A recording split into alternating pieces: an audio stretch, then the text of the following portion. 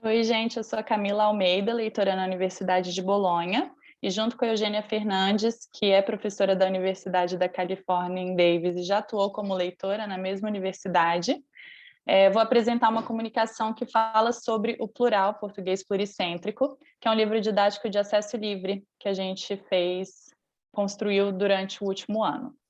Então, vocês podem ver a capa do plural, ela foi feita por uma artista chamada Pamela Paixão, tem aí o Instagram dela, se vocês quiserem seguir. E nessa capa a gente tentou trazer um pouco da diversidade que a gente tentou trabalhar dentro do plural. Os outros autores do plural são Leonardo Silva e Tatiana Dutra Mello. Leonardo Silva é estudante de doutorado na Universidade da Califórnia em Davis, onde ele também ensina português e espanhol. E a Tatiana Dutra Mello é professora de português na Universidade de São Francisco.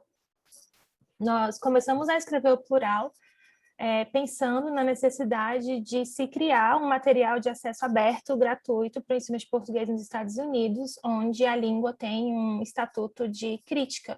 Existe uma demanda grande e poucos falantes e também poucos incentivos governamentais dos países de língua portuguesa. Então, o plural foi feito também pensando no ensino de línguas, principalmente pensando no ensino de línguas com base na pedagogia da justiça social, para o português como língua adicional e de herança, observando as comunidades diaspóricas do país.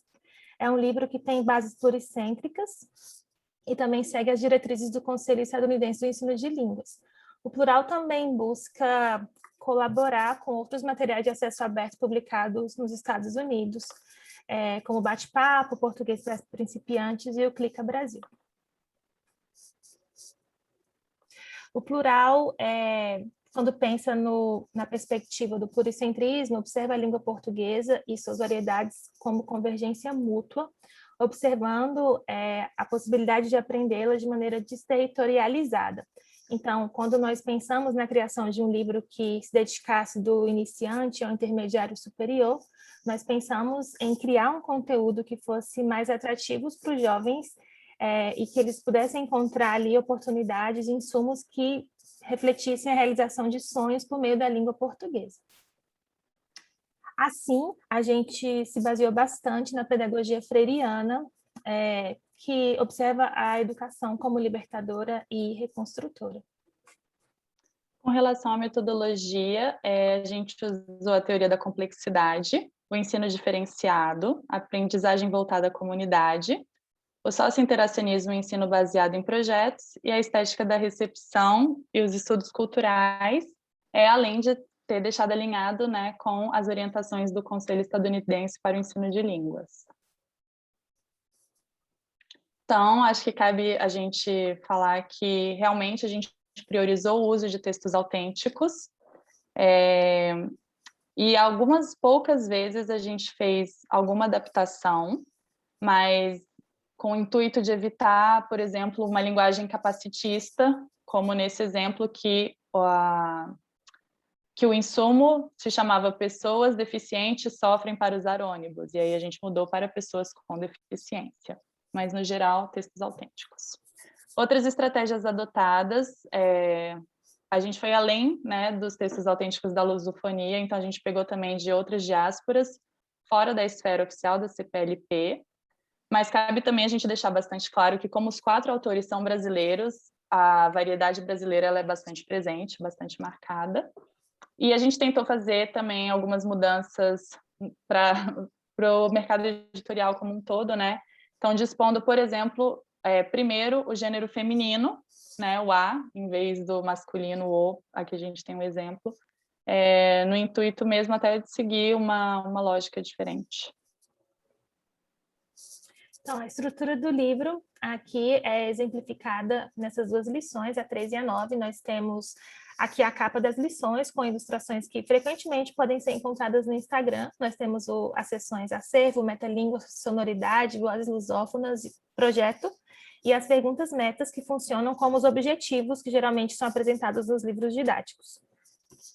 Então, no acervo é quando a gente traz os textos, os insumos, né, os textos autênticos, para que os alunos tenham as primeiras interações com relação à temática da lição. Então, aqui a gente está vendo uns exemplos de uma lição que era sobre vestimentas.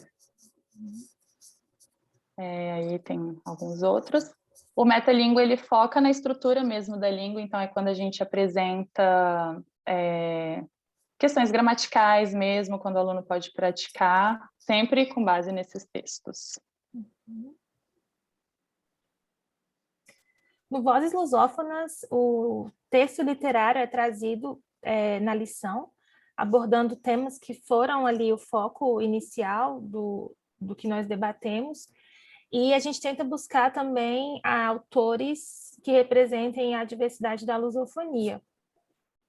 O sonoridade representa os sons da língua, e em algumas sessões também temos a prosêmica.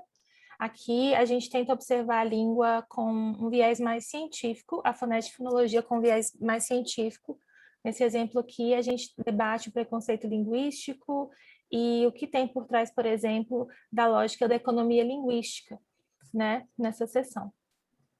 E a gente sempre finaliza, né, cada unidade com um projeto.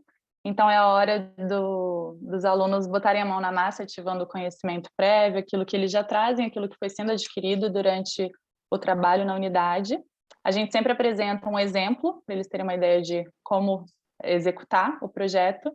E eu acho que uma coisa muito legal do projeto é que cada um tem sua função, né? Então, é o uso da língua real em grupo, né, na coletividade, para solucionar alguma situação.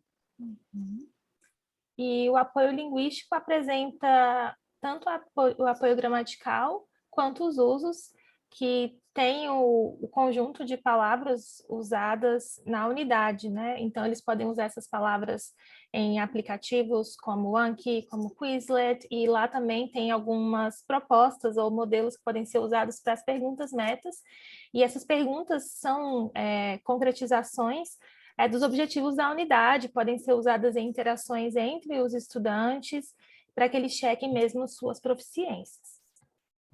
Aqui nós temos alguns exemplos, esse material foi testado durante o ano letivo inteiro na Universidade da Califórnia em Davis, também foi testado na Universidade de São Francisco e na Universidade de Bolonha. A gente não requer um material de acesso aberto que o material seja adotado na íntegra, então a Camila adotou excertos do material, a Tati também adotou excertos do material, eu adotei o material na íntegra, fica a critério do professor. Então aqui tem um exemplo do projeto da tradução de livros, por exemplo, a tradução foi usada num projeto de contação de histórias aqui em Davis, e o projeto final foi disponibilizado na página do Clube do Português, aqui da Universidade da Califórnia. Uma pergunta bastante frequente, ou uma reclamação, era: professora, não consigo encontrar os áudios do livro, onde estão? Então, isso mostra bastante uma crença dos estudantes de que os livros didáticos têm aquelas gravações feitas em estúdio, né? Então, por não ter essas gravações, porque os insumos são autênticos. Então, vem também para desconstruir essa crença do ensino de línguas, de que é preciso ter gravações artificiais, não criticando essas gravações, nem os autores delas, mas nem sempre elas são necessárias para que o desenvolvimento linguístico aconteça, né? Só um comentário também, como a gente usa os textos autênticos desde o início e é para iniciantes, né, o livro começa para iniciantes, às vezes a gente tem um vídeo muito longo, mas a gente foca num trechinho, então a gente fala, ó, vai nisso, que aí você vai escutar lá o oi, meu bem, tudo bem? Então, eu acho que foi interessante também, desde o início, eles terem esse contato com o que os falantes nativos têm, né? É verdade. Então, alguns desafios que eu tive na minha experiência, por exemplo, foram, primeiro, os alunos não reconhecerem o material como livro didático, porque eles não pagaram pelo material, uma crença de que o material é material quando a gente paga por ele, dificuldades com o manuseio de PDFs, foi difícil elaborar o material e testar, né? Acho que a Camila pode dizer isso também muito bem. E selecionar materiais, especialmente para a parte do metalíngua, materiais autênticos que tivessem excertos com foco na forma. E vocês podem encontrar o plural a partir desse mês, vai estar disponível, e espero que ele possa auxiliar de alguma forma a prática de vocês, ou que inspirem vocês a trabalharem, né, com justiça social, com foco em justiça social.